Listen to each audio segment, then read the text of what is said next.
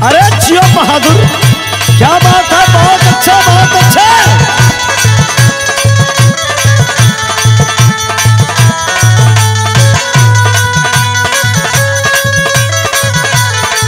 क्या बात है, बहुत अच्छा। अरे जिया हो समाजवादी शेर।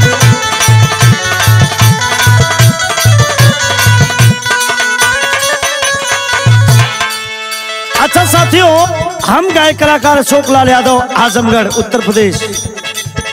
मैं बताना चाहता साथियों, जब मैं कभी छोटा था तो रेल पे बैठ के आता था, उस पे लिखा जाता था रेल पे, रेल भारत की संपत्ति है, इसको नुकसान पहुंचाना दंडनीय अपराध है।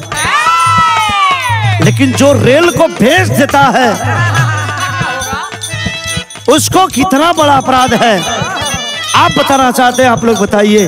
और देश की जनता सवाल करना चाहती है भारतीय जनता पार्टी के लोगों से।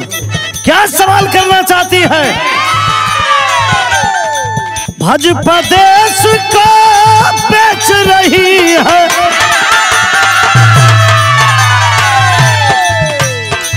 भाजपा देश को बेच रही है, बिक रहा परदेश, हाँ बिक रहा परदेश।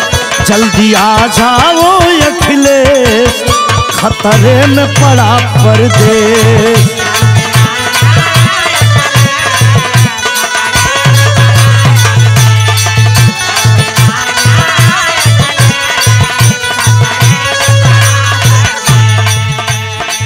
देश की सारी संपत्ति भारतीय जनता पार्टी वालों ने अडानी और अंबानी को दे दिया। आज बस बचा क्या है देश में? एयर इंडिया बिक गई, लाल किला बिक गया, रेल बिक गई, बीएसएनएल बिक गया, सारा कुछ धीरे धीरे बिक रहा है। अब एक किसान खड़ा है, वो भी बिकने के कगार पर ला करके भारतीय जनता पार्टी के लोगों ने खड़ा कर दिया है। इसलिए माननीय अखिलेश यादव को प्रदेश की जनता बुला रही है। अखिलेश यादव जैसा पूरे भारतवर्ष में कोई नेता नहीं है। जनता कह रही है अखिलेश, मुलायम सिंह धरती पुत्र मुलायम सिंह यादव के लाल और समाजवादी पार्टी के राष्ट्रीय अध्यक्ष माननीय अखिलेश यादव आएंगे, तभी मेरा देश बचेगा, मेरा प्रदेश बचेगा। नहीं तो किसान भी बिकने के कगार पे खड़ा है। भारतीय जनता पार्टी वाले किसानों की चमड़ियां बेच देंगे, चमड़ियां बेच देंगे। लेकिन मैं कहना चाहता हूं, मेरा संविधान खतरे में है।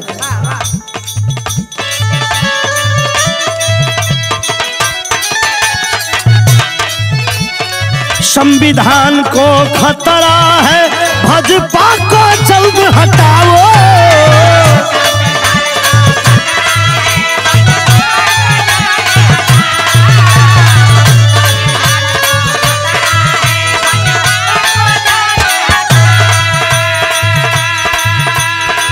लोहिया जी के मिशन को मिलके सफल बनाओ।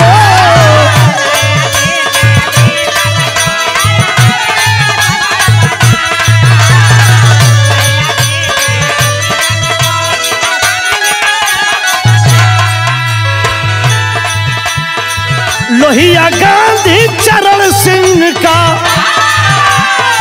लोहिया गांधी चरण सिंह का स्वर्ग से है संदेश, हाँ हाँ स्वर्ग से है संदेश।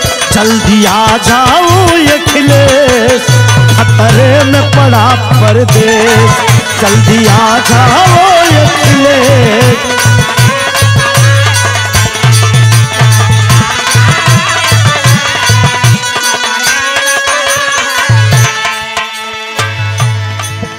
महंगाई चरम सीमा पर है, गरीब मर रहा है, मजदूर मर रहा है, किसान मर रहा है। गरीबी की महामारी, सरसों का तेल 200 रुपए किलो और हर सामग्री महंगी हो गई है। मैं बताना चाहता, काश आज स्मृति ईरानी और स्वाति सिंह और शाहनवाज हुसैन होते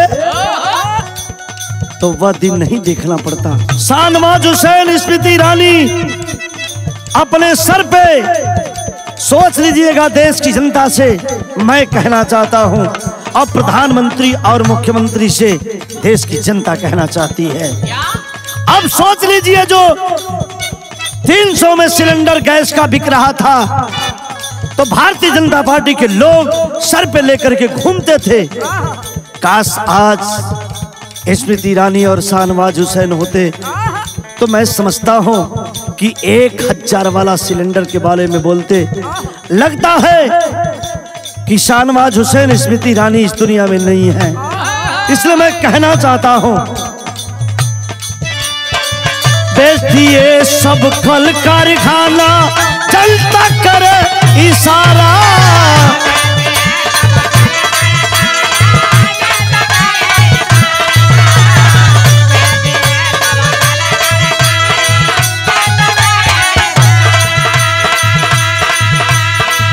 धरती पुत्र मुलायम सिंह के, धरती पुत्र मुलायम सिंह के बेटा आओ दोबारा।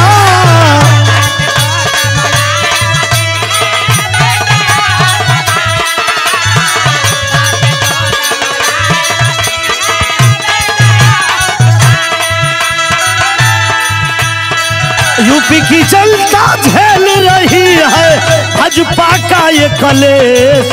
हाँ भाजपा का ये कलेश, जल्दी आ जाओ अखिलेश, खतरे में पड़ा परदेश, जल्दी आ जाओ अखिलेश।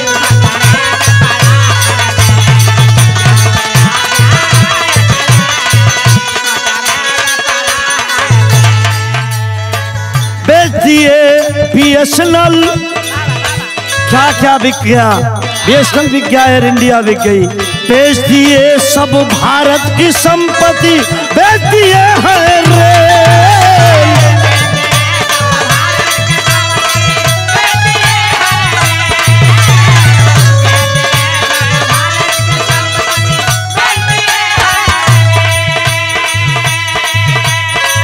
झूठ बोल कर भाजपा करती, झूठ बोल कर भाजपा करती है भारत में खेल।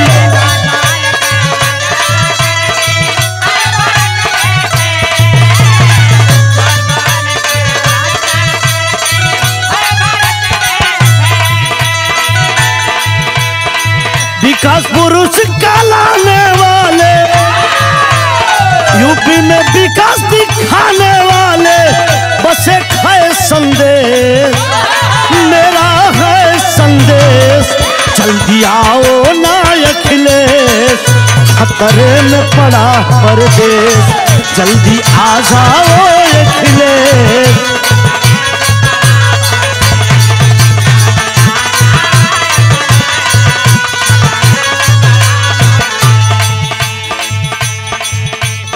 आप माननीय अखिलेश यादव, राष्ट्रीय अध्यक्ष समाजवादी पार्टी, हमारे नेता, उन्होंने आगरा एक्सप्रेसवे, जनेश्वर मिश्रा पार्क और मेट्रो लखनऊ में कैंसर हॉस्पिटल, पुलिस हेडक्वार्टर, एकाना स्टेडियम, पूर्वांचल एक्सप्रेसवे, आजमगढ़ की मील और एम्बुलेंस सेवा, कन्या विद्याधन, समाजवादी पेंशन, लैपटॉप वितरण, विकास की गंगा आपने उत्तर प्रदेश में बहा दिया। हमारा उत्तर प्रदेश उत्तम प्रदेश बन रहा था और इन भाजपाइयों ने, संघियों ने हमारे उत्तर प्रदेश को उत्तम प्रदेश नहीं बनने दिया। इसलिए मैं आपसे इशारा करता हूं, लोहिया गांधी, चरण चौधरी हमारे महापुरुषों का इशारा है, सड़क से अखिलेश यादव आओ यूपी में और विकास करके दिखाओ। जनता त्रस्त है, महंगाई कितना दूना दून है मैं बताना चाहता हूं। क्या महंगाई की मार हुई है, मुश्किल हुआ है जीना।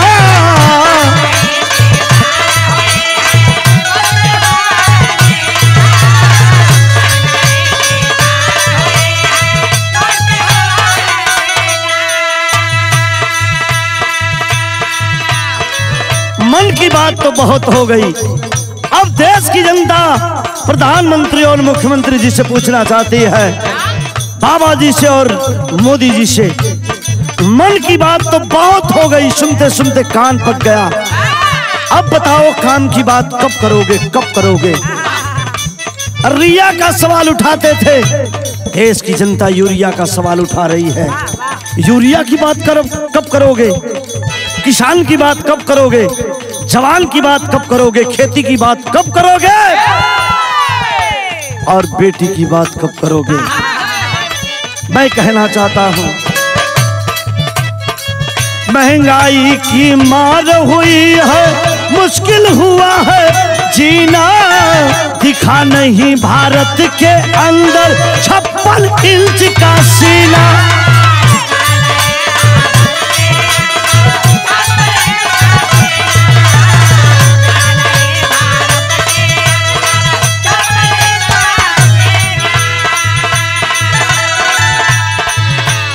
जंगल राज और भ्रष्टाचार से, जंगल राज और भ्रष्टाचार से बचा नहीं कुछ से, बचा नहीं कुछ से।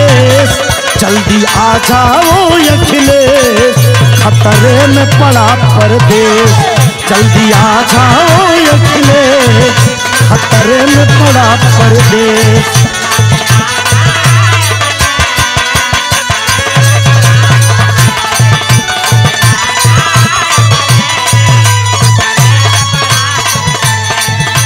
भाजपा देश को बेच रही है, भाजपा देश को बेच रही है, बिक रहा परदेश, हाँ बिक रहा परदेश।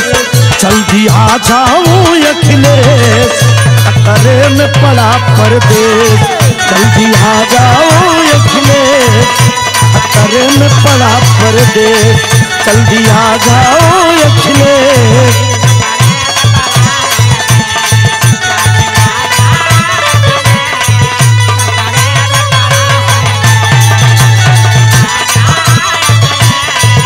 खतरे में पड़ा परदेश। जय हिंद, जय भारत, जय समाजवाद।